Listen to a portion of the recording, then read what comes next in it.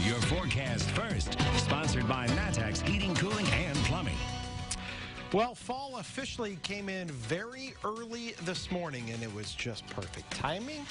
We had a nice cold front come through, and it's brought our temperatures down, cleared the skies, and now our temperatures tumbling tonight with readings down into the mid-50s. Look at Springfield, 56, 57 in Taylorville, Champaign, and in Danville right now.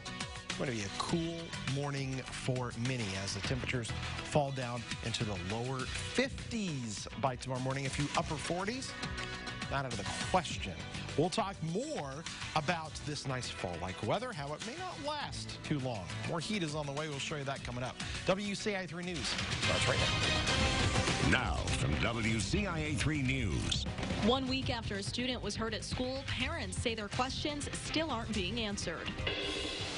Everything reminds me of her. Her daughter was killed almost a year ago at a railroad crossing. What's being done to keep it from happening to someone else? It became very clear that unless something happened, I was going to die in my early 20s. But that didn't happen. How a man saved her life from hundreds of miles away. You're watching your local news leader. This is WCIA 3 News at 10. A student was hurt at a Champaign elementary school, and a week later, questions linger for parents about their kids' safety. Tonight, those concerns were brought directly to the school board. Good evening, I'm Paul Cicchini. And I'm Jessica Coons. This story has gotten a lot of attention on social media, but parents say they haven't gotten answers about what's being done specifically to protect kids and stop this from happening again. We've showed you this picture before. Last week, a 10-year-old was hurt during what the district says was a play fight with 5 other kids at Dr. Howard Elementary. WCIA 3's Jennifer Jensen is with us. So, Jennifer, you talked to parents tonight at that meeting. Jessica, the same parents who were at last week's PTA meeting came to the board meeting tonight to ask the board the same questions they've been wondering for the past week. The student involved in the accident has more than a dozen stitches and hasn't been to school since police say she was cut on a bathroom stall lock on Monday. District representatives say there was a lapse in school policy. It's a rule that only 2 students are allowed in the bathroom at a time, and they're supposed to be supervised. The district told parents at a PTA meeting last week they would put stricter enforcement on that policy. The principal also said he'd be open to creating a task force to address the problem and come up with solutions. But parents say there hasn't been any further communication from the school about the issue, leaving them with unanswered questions. Our school has so much love to give and really dedication, and it just seems like it just needs a lot of help. What is the plan? The incident exploded locally, and instead of furthering our goal of integrating people and families from all backgrounds, this is sending the message of a school without any control over the issues that is happening inside their school. She was the only parent who spoke at the meeting. The school board did not respond to public comment tonight. I reached out to the principal at Dr. Howard, the district, and the school board. None of them responded to my questions about how they are addressing this issue. Now, police finished the investigation on Friday. They say there was no weapon, and they do not believe there was any criminal intent or bullying involved. In the control room, I'm Jennifer Jensen, WCIA 3, your local news leader. All right, Jennifer, thank you for that follow-up. The family of the girl who was hurt is not happy with the school district or police department's explanation of it. They said they would be talking to a lawyer to make sure nothing was missed during the investigation. Also at tonight's meeting, the school board passed a budget of nearly $267 million. Major expenses include about $101 million for construction on referendum projects. Nearly $139 million are dedicated to the operating budget. That's money that directly impacts classrooms, students, and staff. That's not all. Some parents of students at Franklin STEAM Academy are frustrated with the district's bus system. During a field trip last week, some kids were barely on a seat and others were on the floor. One mom's son told her about it, but she didn't think much of it until she saw these pictures. Her son was sitting on the edge of a seat and other students were on the floor around him. No, not okay. I mean, you're supposed to be sitting on the school bus in your seat. They already don't come with seat belts, so you got to be as cautious and prepared as possible. The district released a statement that says, in part, it's aware of the photos circulating on social media. The district is proactively addressing the matter to ensure the continued safety of students riding school buses on field trips. You can read that entire statement at WCIA.com. New at 10, a teenager was shot in Springfield tonight. It happened on Bruns Lane near Bruns Lane Court. Police say the 17-year-old boy was treated and released. They don't have any suspects right now, but detectives are still investigating. Now for an update from 6. After 5 shootings over the weekend, leaders in Decatur are pushing for action. 2 people died. 1 case is being investigated as a homicide. Community leaders organized a meeting to bring people together.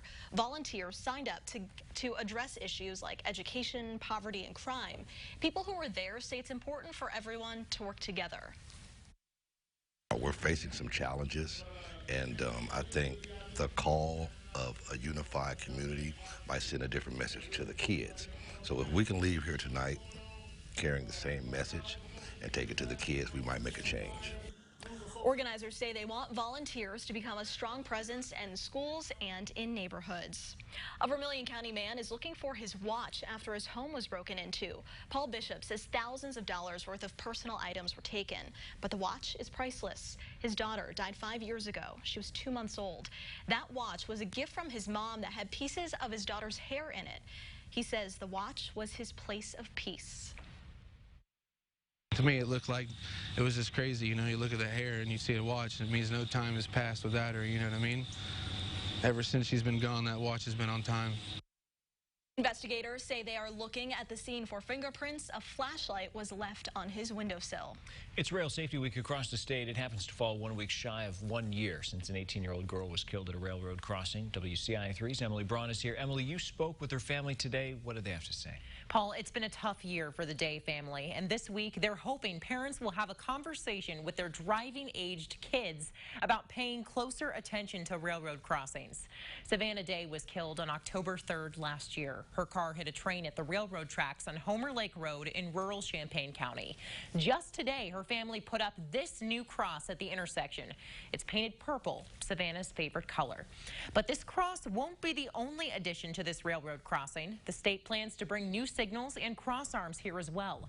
Her family says there's not much nearby to warn drivers of an upcoming crossing, and when Day was killed, the sun was low and visibility was poor.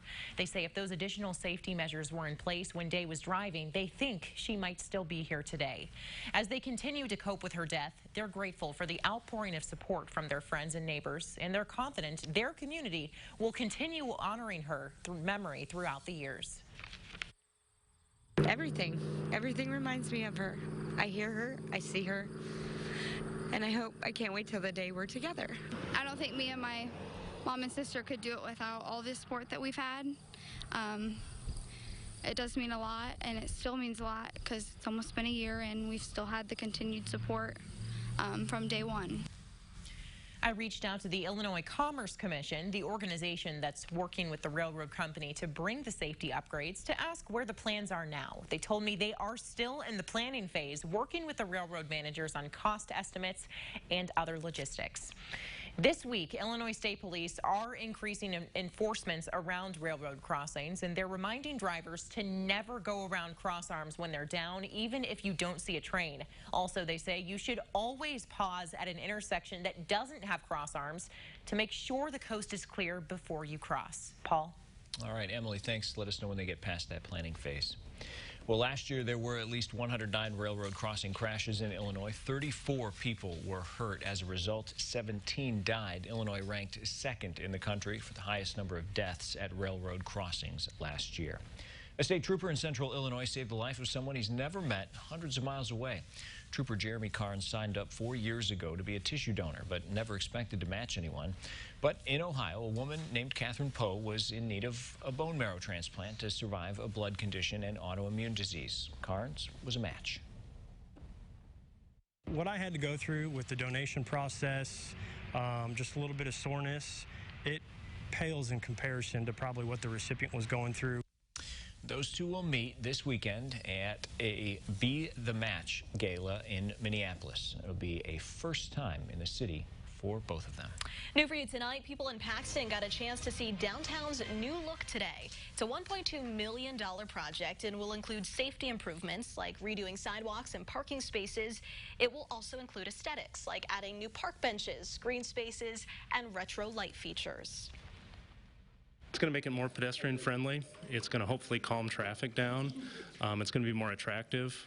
We've got decorative street lights. It's playing on the whole history of Paxton and trying to kind of recreate that with a little bit of a modern twist.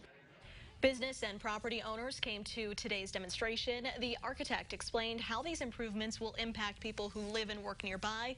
The goal is to start construction by next year.